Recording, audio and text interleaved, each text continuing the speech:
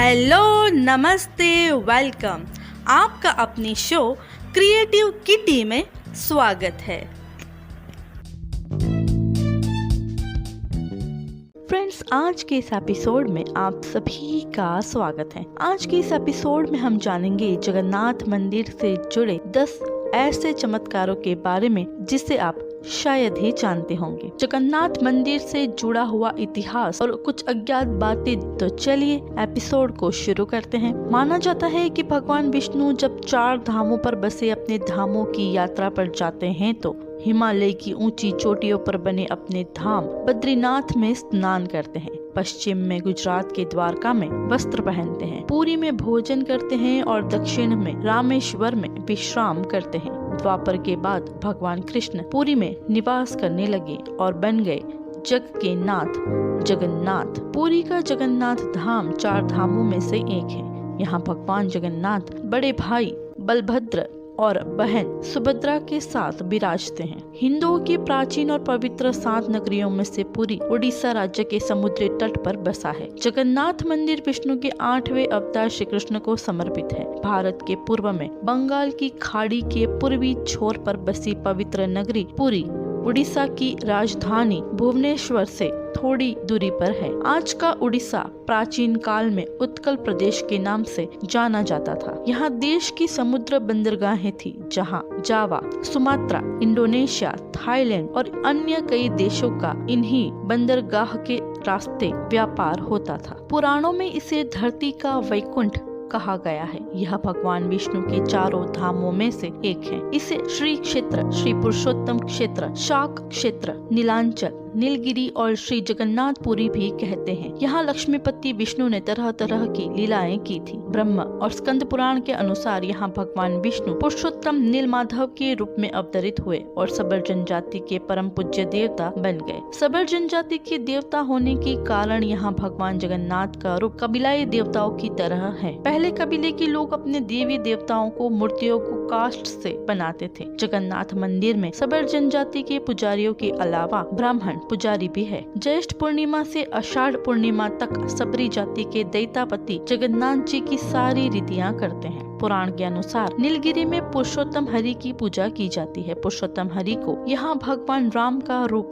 माना गया है। सबसे प्राचीन मत्स्य पुराण में लिखा गया है कि पुरुषोत्तम क्षेत्र की देवी विमला है और यहाँ उनकी पूजा होती है। रामायण के उत्तराखंड के अनुसार भगवान राम ने रावण के भाई विभीषण को अपने इक्ष्वाकु वंश के कुल देवता भगवान जगन्नाथ की आराधना करने को कहा। आज भी पुरी के श्री मंदिर में विभीषण वंदापना की परंपरा कायम है। स्कंद पुराण में पुरी धाम का भौगोलिक वर्णन मिलता है। स्कंद पुराण के अनुसार पुरी एक दक्षिणवर्ती शंख की तरह है और यह 5 कोसी यानी 16 किलोमीटर क्षेत्र में फैला है। माना जाता है कि इसका लगभग 2 कोस क्षेत्र बंगाल की खाड़ी में डूब चुका है। इसका उदर है समुद्र की सुनहरी रेत, जिसे महोदधि का पवित्र जल धोता रहता है। सिर वाला क्षेत्र पश्चिम दिशा में है, जिसकी रक्षा महादेव करते हैं। शंख के दूसरे घेरे में शिव का दूसरा रूप ब्रह्मा कपाल मोचन विराजमान है। माना जाते हैं कि भगवान ब्रह्मा का एक सिर महादेव की हथेली से चिपक गया था और वह यही आकार गिरा था। तभी से यहाँ पर महादेव की ब्रह्म रूप में पूजा करते हैं। शंख के तीसरे वृत्त में माँ विमला और नाभि स्थल में भगवान जगन्नाथ रथ सिंहासन पर विराजमान है। चलिए अब जानते हैं मंदिर के इतिहास के बारे में। इस मंदिर का सबसे पहला प्रमाण महाभारत के वन पर्व में मिलता है। कहा जाता है कि सबसे पहले सबर आदिवासी विश्ववसु ने नीलमाधव के रूप में उनकी पूजा की थी। आज भी पुरी के मंदिरों में कई सेवक हैं जिन्हें दैतापति के नाम से जाना जाता है।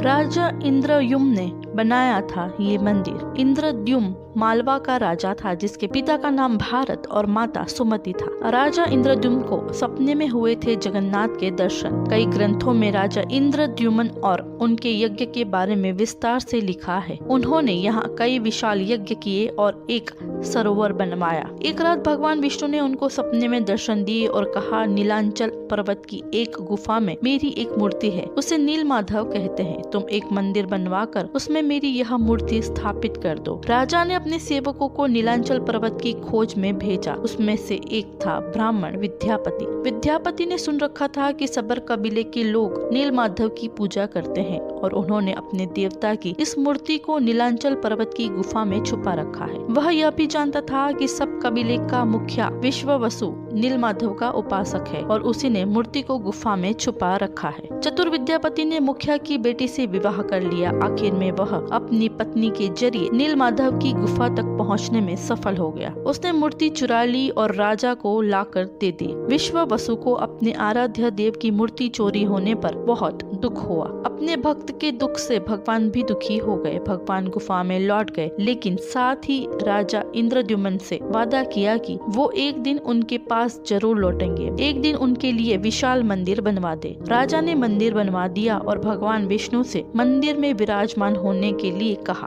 भगवान ने कहा कि मुझे तुम मेरी मूर्ति बनाने के लिए समुद्र में तैर रहा पेड़ का बड़ा टुकड़ा बना कर लाओ, जो द्वारिका से समुद्र में तैर कर पूरी आ रहा है। राजा के सेवकों ने उस पेड़ के टुकड़े को ढूंढ लिया, लेकिन सब लोग मिलकर भी उस पेड़ को नहीं उठा पाए। तब राजा को समझ आ गया कि नीलमाधव के अनन्य भक्त सबर कबीले के मुखिया विश्ववसु की ही सहायता लेनी पड़ेगी। सब उस वक्त हैरान रह गए जब विश्ववसु भारी भरकम लकड़ी को उठाकर मंदिर तक ले आए। तो अब बारी थी लकड़ी से भगवान की मूर्ति गढ़ने की। राजा के कारीगरों ने लाख कोशिश कर ली, लेकिन कोई भी लकड़ी में से एक छेनी तक भी नहीं लगा सका। तब तीनों लोग के कुशल कारीगर भगवान विश्वकर्मा एक बूढ़े व्यक्ति का रूप धरकर आए। उन्होंने राजा को कहा कि नीलमाधव की मूर्ति बना सकते हैं, लेकिन साथ ही उन्होंने अपनी शर्त भी रखी कि वे 21 दिन में मूर्ति बनाएंगे और अकेले में बनाएंगे। कोई उनको बनाते हुए भी नहीं देख सकता। उनकी शर्त मान ली गई। लोगों को आरी, छेनी, हथौड़ा की आवाजें आती रही।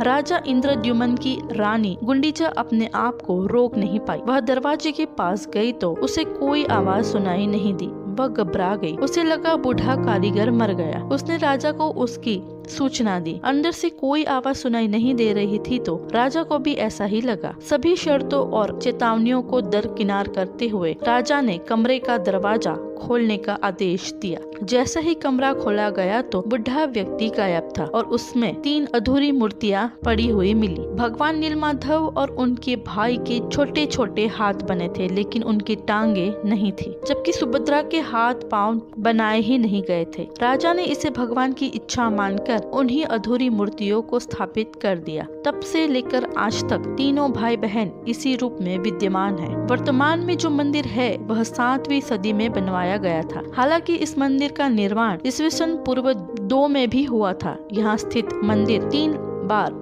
टूट चुका है। 1174 में ओडिशा शासक अनंग भीमदेव ने इसका जीर्णोद्धार करवाया था। मुख्य मंदिर के आसपास लगभग 30 छोटे बड़े मंदिर स्थापित हैं। तो ये तो बात हुई मंदिर के इतिहास की, और अब हम जानेंगे मंदिर से जुड़े चमत्कारों के बारे में। सबसे पहला चमत्कार है कि हवा के विपरीत लहराता है ध्वज। श्री जगन्नाथ मंदिर के ऊपर स्थापित लाल ध्वज सदैव हवा के विपरीत दिशा में लहराता है। ऐसा किस कारण से होता है यह तो वैज्ञानिक ही बता सकते हैं, लेकिन यह निश्चित है कि यह आश्चर्यजनक है। यह भी आश्चर्य है कि प्रतिदिन शाम के समय मंदिर के ऊपर स्थापित ध्वज को मानव द्वारा उल्टा चढ़कर बदला जाता है। ध्वज भी इतना भव्य है कि जब यह लहराता है तो इसे सब देखते ही रह जाते हैं। ध्वज पर शिव का चंद्र बना हुआ है। दूसरा चमत्कार है कि गुंबद की छाया नहीं बनती। यह दुनिया का सबसे भव्य और ऊंचा मंदिर है। यह मंदिर 4 लाख वर्ग फुट क्षेत्र में फैला है और उसकी ऊंचाई लगभग 214 फुट है। मंदिर के पास खड़े रहकर इसका गुंबद देख पाना असंभव है। मुख्य गुंबद की छाया दिन के किसी भी समय अदृश्य ही रहती है। हमारे पूर्वज कितने बड़े इंजीनियर रहे होंगे, यह इस एक मंदिर के उदाहरण से ही समझा जा सकता है। पुरी के मंदिर का यह भव्य रूप 7वीं सदी में निर्मित किया गया। तीसरा चमत्कार है चमत्कारिक सुदर्शन चक्र। पुरी में किसी भी स्थान से आप मंदिर के शीर्ष पर लगे सुदर्शन चक्र को देखेंगे तो वह आपको सदैव अपने सामने ही लगा दिखेगा। इसे नील चक्र भी कहते हैं। यह अष्ट धातु से निर्मित है और अति पावन और पवित्र माना जाता है। चौथा चमत्कार है हवा की दिशा। सामान्य दिनों के समय हवा समुद्र से जमीन की तरफ आती है और शाम के दौरान इसके विपरीत, लेकिन पुरी में इसका उल्टा होता है। अधिकतर समुद्री तटों पर आमतौर पर हवा समुद्र से जमीन की ओर आती है, लेकिन यहाँ हवा जमीन से समुद्र की ओर जाती है। पांचवा चमत्कार है गुम्बद के ऊपर नहीं उड़ते पक्षी। मंदिर के ऊपर गुम्बद के आसपास अब तक कोई भी पक्षी उड़ता हुआ नहीं दिखा गया। इसके ऊपर से विमान भी उड़ाया नहीं जा सकता। मंदिर के शिखर के पास पक्षी उड़ते नजर नहीं आते, जबकि देखा गया है कि भारत के अधिकतर मंदिरों के गुम्बदों पर पक्षी बैठ जाते हैं या आसपास उड़ते हुए नजर आते हैं। छठा चमत्कार है दुनिया का सबसे बड़ा रसोई घर। 500 रसोइये 300 सहयोगी के साथ बनता है भगवान जगन्नाथ जी का प्रसाद। लगभग 20 लाख भक्त कर सकते हैं यहाँ भोजन। कहा जाता है कि मंदिर में प्रसाद कुछ हजार लोगों के लिए ही क्यों न बनाया गया हो, लेकिन इससे लाखों लोगों का पेट भर सकता है। मंदिर के अंदर पकाने के लिए भोजन की मात्रा पूरे वर्ष के लिए रहती है। प्रसाद की एक मात्रा कभी भी व्यर्थ नहीं जाती। मंदिर की रसोई में प्रसाद पकाने के लिए 7 बर्तन एक दूसरे पर रखे जाते हैं और सब कुछ लकड़ी पर ही पकाया जाता है। इस प्रक्रिया में शीर्ष बर्तन में सामग्री पहले पकती है, फिर क्रमशः नीचे की तरफ एक के बाद एक पकती जाती है, अर्थात सबसे ऊपर रखे बर्तन का खाना पहले पक जाता है ना चमत्कार की बात। 7वां चमत्कार है समुद्र की ध्वनि। मंदिर के सिंह द्वार में पहला कदम प्रवेश करने पर ही मंदिर के अंदर से आप सागर द्वारा निर्मित किसी भी ध्वनि को नहीं सुन सकते। अब मंदिर के बाहर से एक ही कदम को पार करें तब आप इसे सुन सकते हैं। इसे शाम को स्पष्ट रूप से अनुभव किया जा सकता है। इसी तरह मंदिर के बाहर स्वर्ग द्वार है, जहाँ पर मोक्ष प्राप्ति के लिए शव जलाए जाते हैं, लेकिन जब आप मंदिर से बाहर निकलेंगे तभी आपको लाशों के जलने की गंध महसूस होगी। 8वां चमत्कार है रूप बदलती है मूर्तियाँ। यह श्री कृष्ण को जगन्नाथ कहते हैं। जगन्नाथ के साथ उनके भाई बलभद्र यानी कि बलराम और बहन सुभद्रा विराजमान हैं। तीनों की ये मूर्तियाँ काष्ठ की बनी हुई है। यहाँ प्रत्येक 12 साल में एक बार होता है प्रतिमा का नव कलेवर। मूर्तियाँ नई जरूर बनाई जाती है, लेकिन आकार और रूप वही रहता है। कहा जाता है कि उन मूर्तियों की पूजा नहीं होती, केवल दर्शनार्थ रखी गई है। 9वां चमत्कार है विश्व की सबसे बड़ी रथ यात्रा। आषाढ़ माह में भगवान रथ पर सवार होकर अपनी मौसी रानी गुंडीचा के घर जाते हैं। यह रथ यात्रा 5 किलोमीटर में फैले पुरुषोत्तम क्षेत्र में ही होती है। रानी गुंडीचा भगवान जगन्नाथ के परम भक्त राजा इंद्रद्युम्न की पत्नी थी, इसीलिए रानी को भगवान जगन्नाथ की मौसी कहा जाता है। अपनी मौसी के घर भगवान 8 दिन रहते हैं। आषाढ़ शुक्ल दशमी को वापसी की यात्रा होती है। भगवान जगन्नाथ का रथ नंदी घोष है, देवी सुभद्रा का रथ दर्प दलन है और भाई बलभद्र का रथ तलध्वज है। पुरी के जगपति महाराजा सोने की झाड़ू बुहारते हैं, जिसे छेरा पेररन कहते हैं। और 10वां और आखिरी चमत्कार है हनुमान जी करते हैं भगवान जगन्नाथ की समुद्र से रक्षा। माना जाता है कि 3 बार समुद्र ने जगन्नाथ जी के मंदिर को तोड़ दिया था। कहते हैं कि महाप्रभु जगन्नाथ जी ने वीर मारुति यानी कि हनुमान जी को यहाँ समुद्र को नियंत्रित करने हेतु नियुक्त किया था, परंतु जब तक हनुमान जी जगन्नाथ, बलभद्र और सुभद्रा के दर्शनों का लोभ संवरण नहीं कर पाते थे, वे प्रभु के दर्शन के लिए नगर में प्रवेश कर जाते हैं। ऐसे में समुद्र भी उनके पीछे नगर में प्रवेश कर जाता है। केसरी नंदन हनुमान जी की इस आदत से परेशान होकर जगन्नाथ महाप्रभु ने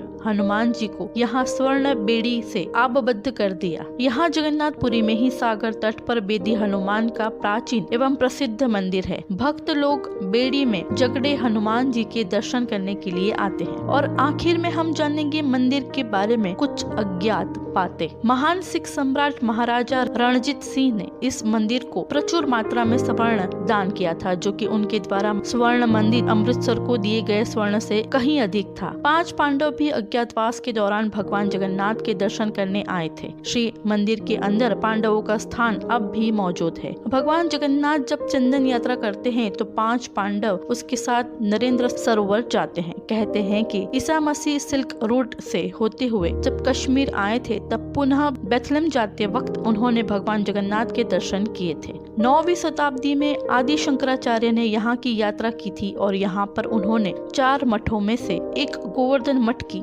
स्थापना की थी। इस मंदिर में गैर भारतीय धर्म के लोगों का प्रवेश प्रतिबंधित है। माना जाता है कि ये प्रतिबंध कई विदेशियों द्वारा मंदिर और निकटवर्ती क्षेत्रों में घुसपैठ और हमलों के कारण लगाए गए हैं। पूर्व में मंदिर को क्षति पहुंचाने के प्रयास भी किए जाते रहे हैं। सो फ्रेंड्स, आई होप आपको आज का जगन्नाथ मंदिर से जुड़ा हुआ इतिहास, उनसे जुड़े 10 चमत्कार और कुछ अज्ञात बातें जानकर आपको ये एपिसोड अच्छा लगा होगा। फ्रेंड्स, आज का ये एपिसोड आप सबको कैसा लगा ये कमेंट्स करके जरूर बताएं। और अगर आपको ये एपिसोड पसंद आया हो तो अपने फैमिली और फ्रेंड्स के साथ उसको जरूर शेयर करें। और अगर आप इस चैनल पे नए हो तो हमें फॉलो कर लीजिए और बेल आइकन को प्रेस कर दीजिए। आज के एपिसोड में इतना ही। अगले एपिसोड में फिर मिलेंगे। तब तक के लिए friends, keep in mind, stay safe, stay positive and keep smiling. Bye bye.